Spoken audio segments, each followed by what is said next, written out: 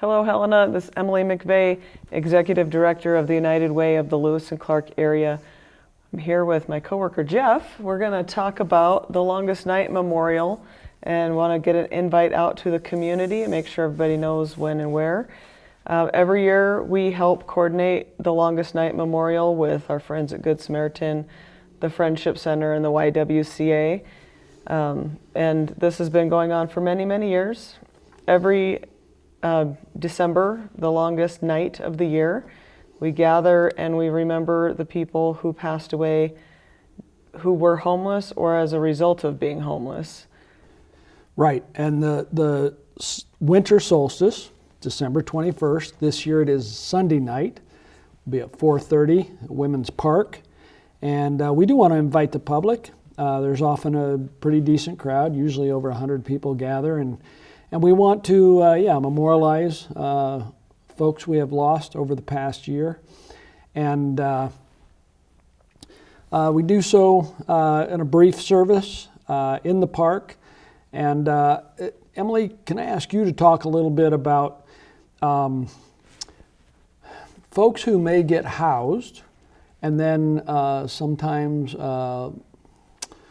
cross over as they're housed? But and sometimes within the first year of being housed. Can you talk a little about why that happens? Yeah, we talked a little bit about this last year at the memorial, and then this year, as we've been collecting names, we've seen this. I mean, just even daily, we're getting lists of names for people who were just housed 2 weeks ago or just housed a month ago and are passing away. And we equate it to what it's like when you go away to college and you're just running, and then at Christmas break you go home and you're sick the whole time because your body has that letdown. You're stressed to the max, and then you get that break. Or they sleep the whole time. Right. And it's just their body just kind of collapses. And in the case of our unsheltered friends, the stress of daily survival keeps them going, and then once they're housed, as you said, their body relaxes, kind of shuts down, and whatever ailments they have been kind of pushing aside catches up with them. And unfortunately, in some cases, they lose their lives. And which also points out the need to follow up with people once they do get housed, to make sure not only are they settling in, are they being a good neighbor, but are they healthy? Are they okay?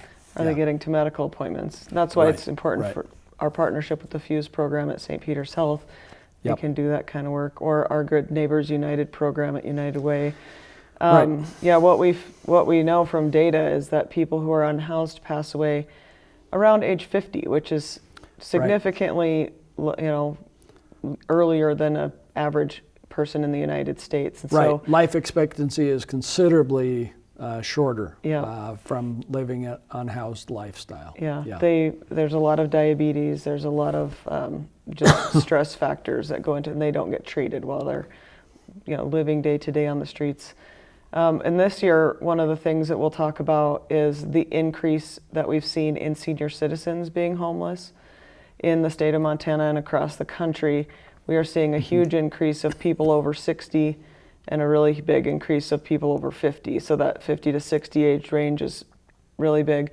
But people over 60, and that's just devastating.